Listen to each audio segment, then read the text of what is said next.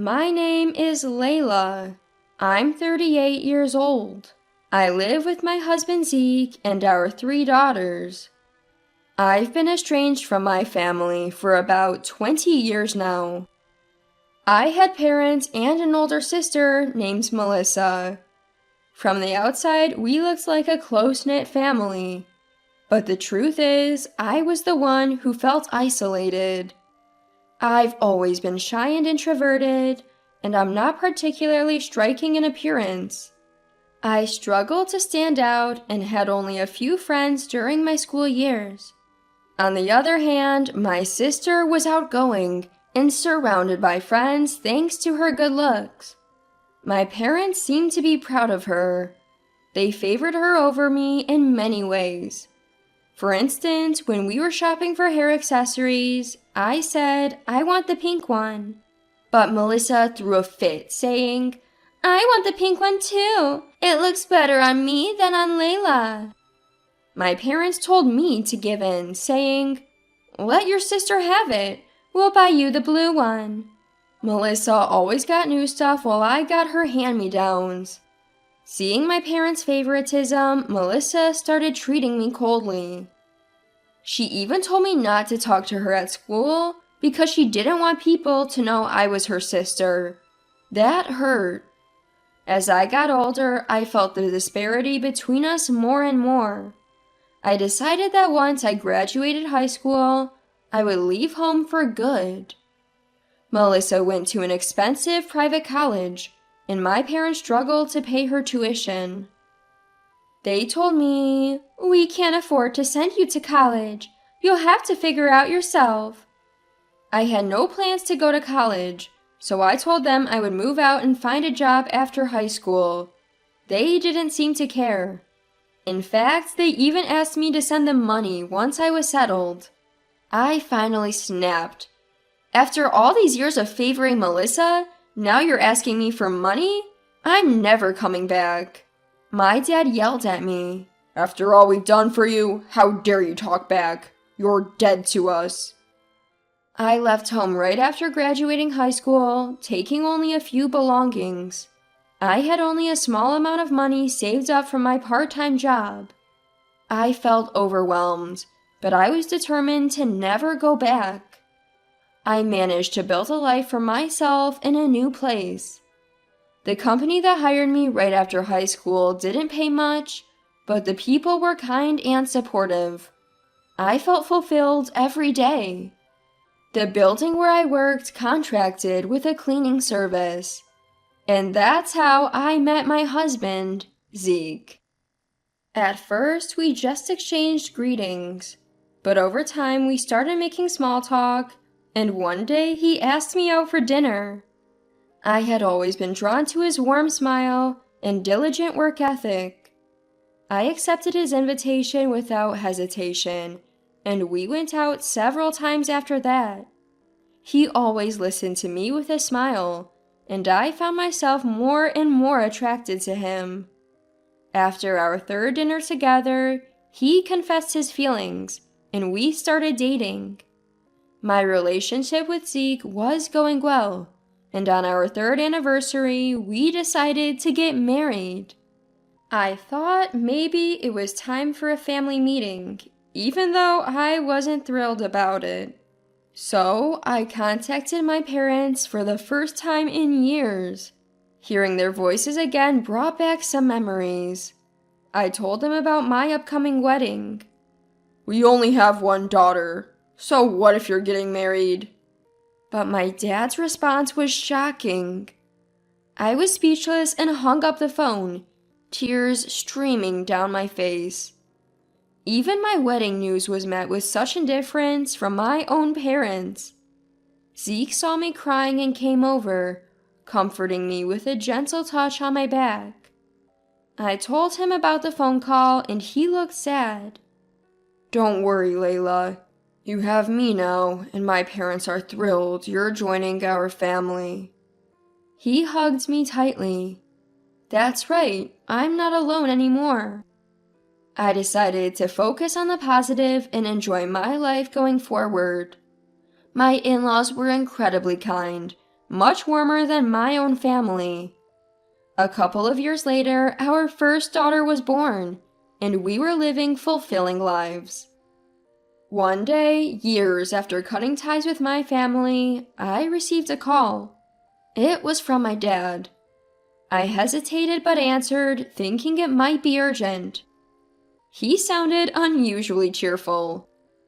"Hey, Layla, how have you been?" I told him I was doing well and that I had a daughter. "Never mind that. Your sister is getting married." I was shocked that my news about having a grandchild was dismissed so easily, but I kept my composure. "That's great news. Congratulations." My dad seems pleased. "She's marrying a wonderful man, a businessman who owns several companies." Then came the unexpected invitation. "There's a wedding in 2 months. You should attend." I couldn't believe how insensitive he was. When I got married, the only people who celebrated with us were Zeke's family. I couldn't even invite my own family. "Why should I attend my sister's wedding when you couldn't even offer me a single congratulatory word on mine?" My dad replied, annoyed. "It would be embarrassing if her in-laws thought she had an uncouth sister who couldn't attend her own wedding. Make sure you come." He quickly told me the venue and date, then hung up. I was far from convinced, but felt somewhat obligated to attend. The wedding was scheduled at a hotel. Since our daughter was still young, I decided to go alone, leaving her in Zeke's care. I had some time to kill before the meet and greet my dad had told me about, so I was thinking of hanging out at the hotel cafe. That's when I saw a familiar woman walking from the back of the lobby. Yes, it was my sister. "Layla, what are you doing here?" She seemed surprised to see me. "Congratulations on your wedding. Dad told me to come." Her eyebrows furrowed. "I told him not to invite you. Why would Dad do something like that?" Apparently, my dad had invited me to keep up appearances. "I didn't send you an invitation, Layla. I haven't even arranged a seat for you." I felt sad again, being treated this way after making the effort to come. If I'm not invited, I'll go home. I left my daughter with my husband to be here. Please explain to Dad. As I was about to leave, my sister seemed to remember something. "By the way, Layla, you're married too, right? What does your husband do?" When I told her he was in the cleaning business, she scoffed. "Cleaning? That sounds dirty. Your house must stink like garbage. How can you stand such a man?" I lost my temper. "Stop insulting my husband's job. I'm very happy with my life. I don't want you or Dad interfering anymore. Never contact me again." She sneered at me. "I wouldn't want to be family with someone who smells like garbage. We're strangers now and will remain so. I won't bother contacting a stranger."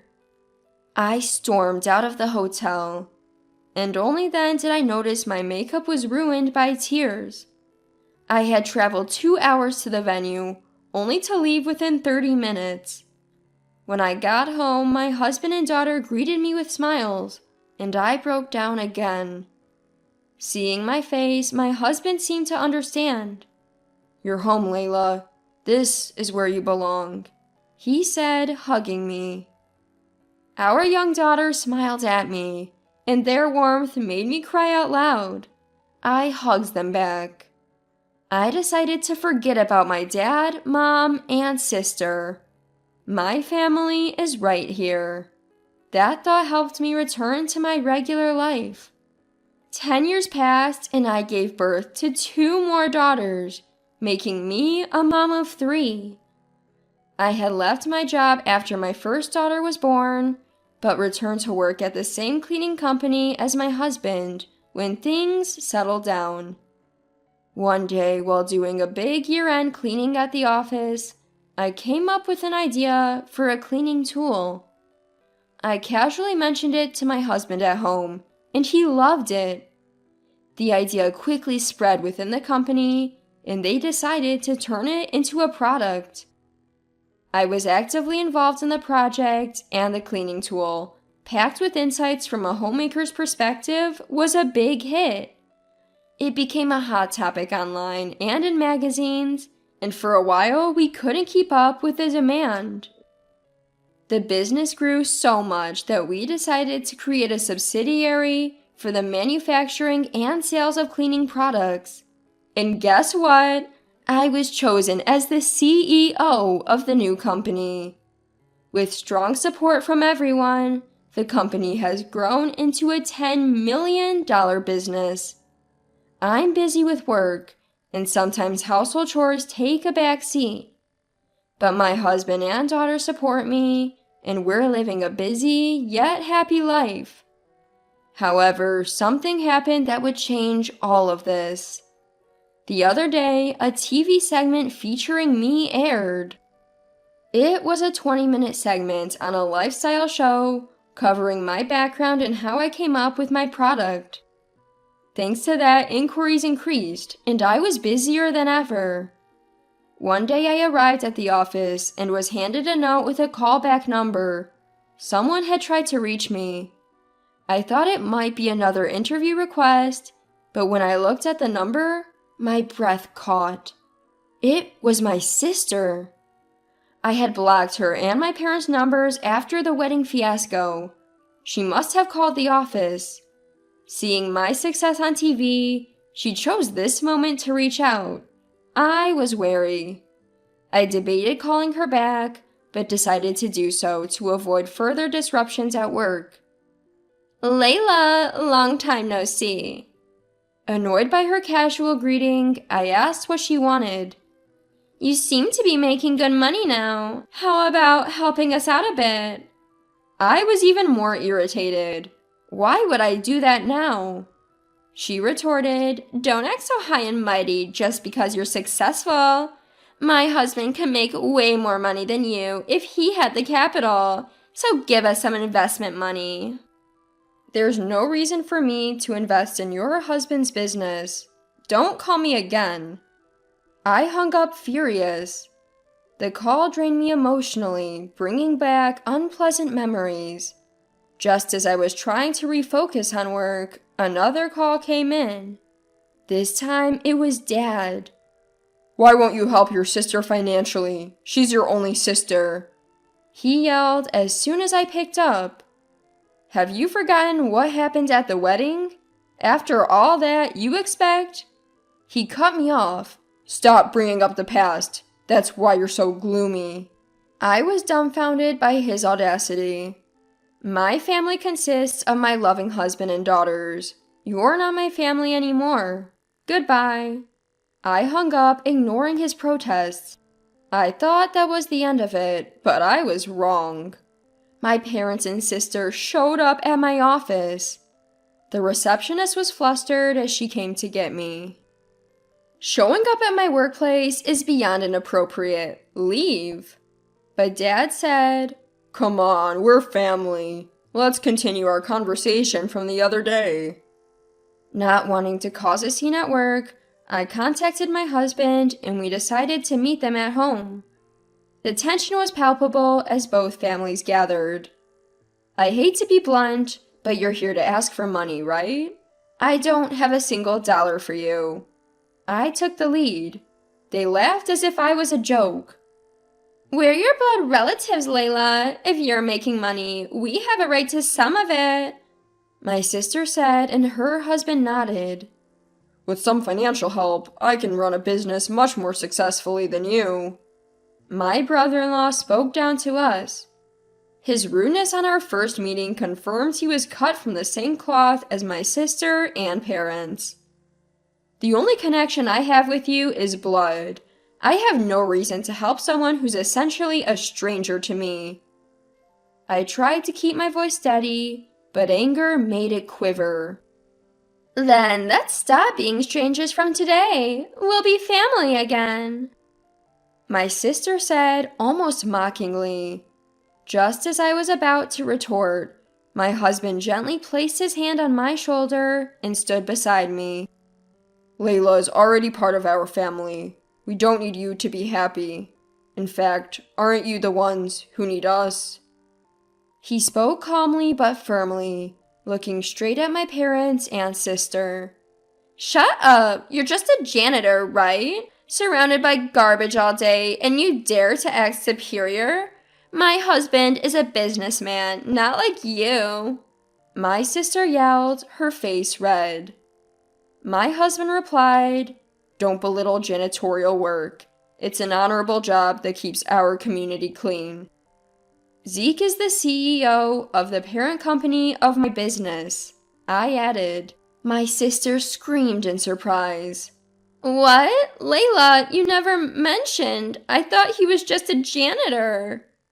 Seeing the shocked faces of my parents and sister, I couldn't help but laugh. He wasn't the CEO when we got married. It was originally his father's company. Their faces turned sour. My husband continued, and if your husband is such a great businessman, he shouldn't need our financial help. My sister and her husband tried to respond, but were at a loss for words. I took a deep breath and said, This is the last time we'll talk. We're fine being strangers. If you make a scene, I'll call the police. They glared at me, but my husband stepped in front of me and stared back. They left without another word. Later, my husband shared some surprising news. His company had business dealings with my brother-in-law's company. He decided to cut all ties. My brother-in-law came to apologize, but my husband didn't accept it. It seems that brother-in-law's company, which lost its business partners, was unable to survive and went bankrupt. Struggling with massive debt, my sister and her husband eventually divorced. Moreover, my dad, who had been receiving financial help from them, had prematurely retired without consulting anyone. Now he couldn't find a job due to his age. My parents' marriage was also on the rocks. My sister, now divorced and back at our parents' home, was barely making ends meet with a part-time factory job. As for me, my work is going well, and my family is happy. We're planning a long family vacation with my in-laws. I'm grateful for the happiness I have and plan to cherish every day.